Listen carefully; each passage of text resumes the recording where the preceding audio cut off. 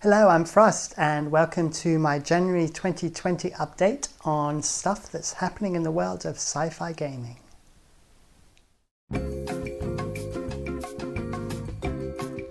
Right, let's dive right in then. So it's January, it's 2020, and that means that we can start our countdown to the two big releases this year. In 2.5 months' time, we've got Kerbal Space Program 2, and in 3.5 months' time, we got Cyberpunk 2077. And for every update coming up till then, I'm going to be reminding you about these two games because they should be epic. Now, obviously, it's January. January and February are pretty quiet when it comes to new releases. We only have two that I could find that were kind of relevant to the genre, and one was Avorion. And the other one, I've got to write it down, there we go, it's Astra Exodus. Now, it is very much lookalike month. Now, Avorion's been in early release for, I think, about a year now, and it's being released on the 23rd of Jan, as is the Astra Exodus.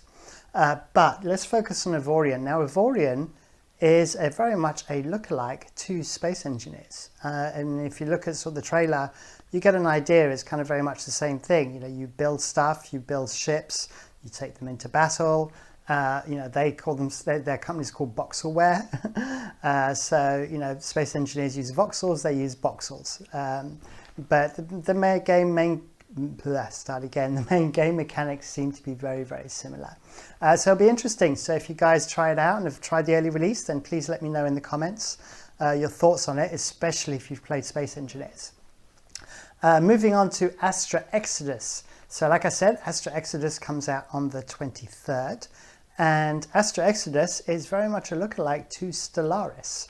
Very much the same turn-based strategy game set in space, lots of alien races and stuff, and you've got economies and exploring and all that kind of good stuff to do.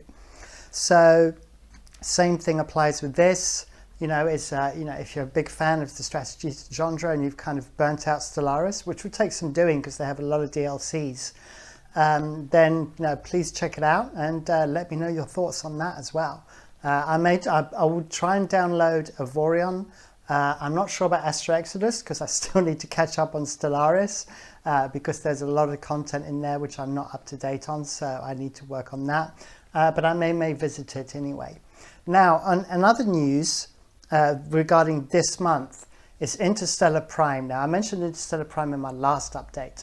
Now, Interstellar Prime is trying to be everything to everybody, being a role-playing game, being a strategy game, a space simulation, kind of an EVE Online meets Space Engineers meets everything else. And it's a big ask. And they've already put back the release a number of times for the early access. And it was originally going to be out on the 12th of December. It was then going to be out on the 31st of December. I then checked on the 31st of December during the day, and there was a news announcement on Steam that they were going to definitely release on the 31st. But because of track record, this is why this is coming out a little bit later than usual.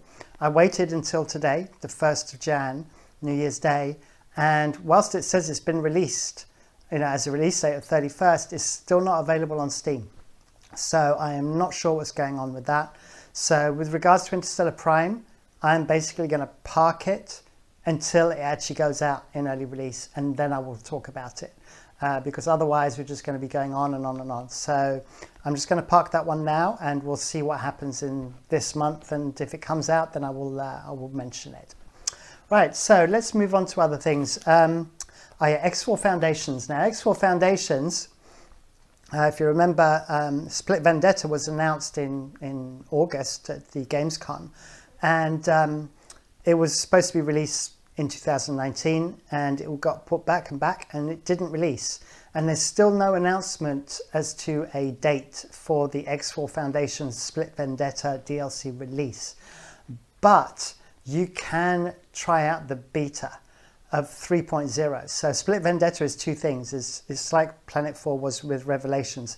There's an update and there's a DLC. So the 3.0 update is available to play as a beta.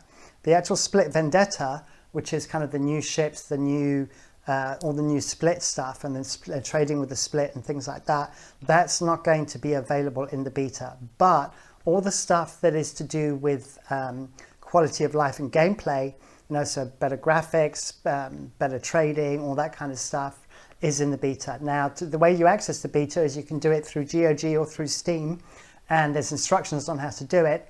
And Egosoft has specifically said they don't want you to go, but they want you to post the forum link. So that's what I'm going to do in the discussions below, the description below. Please check for the link to the Egosoft forums to how to download the 3.0 beta. So that's X4 Foundations, and hopefully Split Vendetta will arrive in this quarter. That would be good.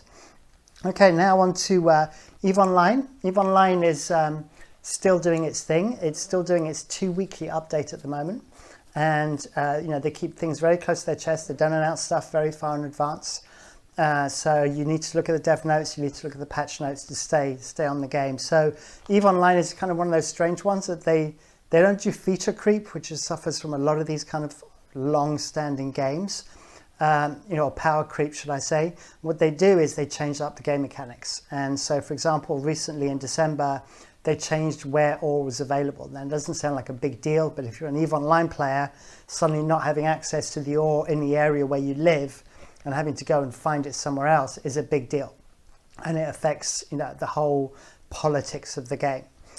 So there was that. And then coming up, they're going to be doing changes to factional warfare and also to wormholes. And that's literally going to be this month, apparently, in January.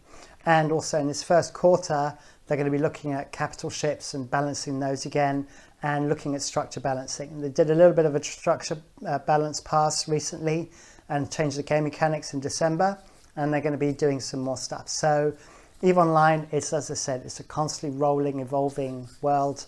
And like me, if you're out of it for a few months, you have catching up to do every time you go back. So there you go. So that's EVE Online. Oh, just one last thing with EVE Online.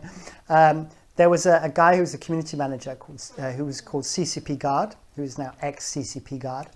And he posted this tweet, and it did make me smile, and I had to mention it. But I'm going to show it to you now. Here we go. But you have to be an EVE Online player to really appreciate it. But basically, it's a Macarial amongst a bunch of Dominics. But yeah. Anyway, moving on. Game Awards. So the Game Awards happened on the 12th of December. Unfortunately, it wasn't a good outing for the sci-fi stuff. Outer Worlds, Outer Limits didn't get a mention. Planetfall didn't get a mention. It all went to stuff that was non-sci-fi based. So, oh well. But that doesn't matter, because we all know that the sci-fi games are the best.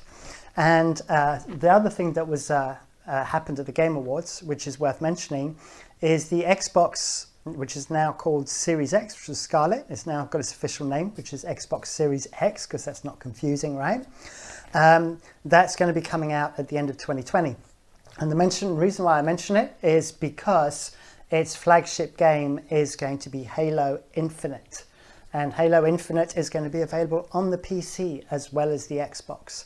And that ties in really, really well with Halo Reach and the Master Chief Collection. So Halo Reach launched last month, and the Master Chief Collection, which you can buy as a pack for like really good value, is going to be releasing throughout the year with combat involved, Halo 2, 3, and I can't remember which others they're coming out, but they're all coming out during this year.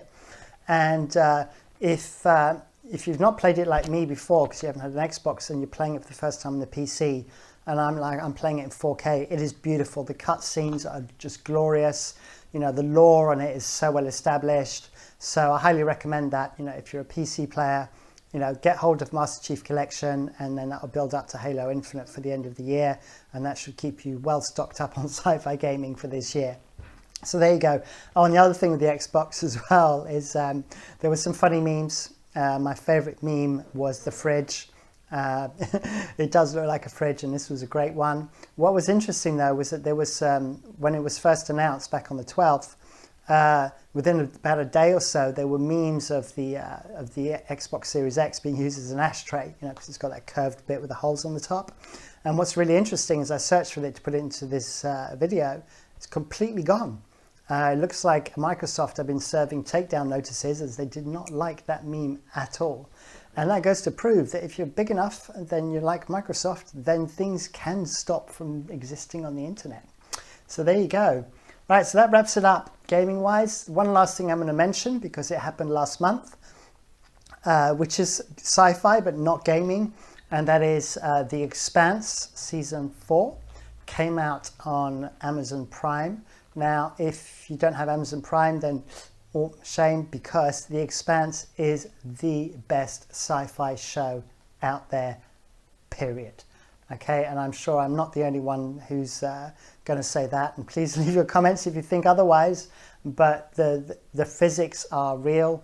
You know, the ships, you know, when the ship fires its Gatlings or its guns, you know, it has to deal with the recoil of it because they're in 0G, and, you know, all this kind of stuff. So there's real physics around it, and it just has this kind of real edgy feel to it. And I love the Belter accent as well, which is basically these guys that live in the asteroid belts, whose accent is like a cross between a Caribbean accent and a London accent. I think it's the best way of describing it. But yeah, Belter.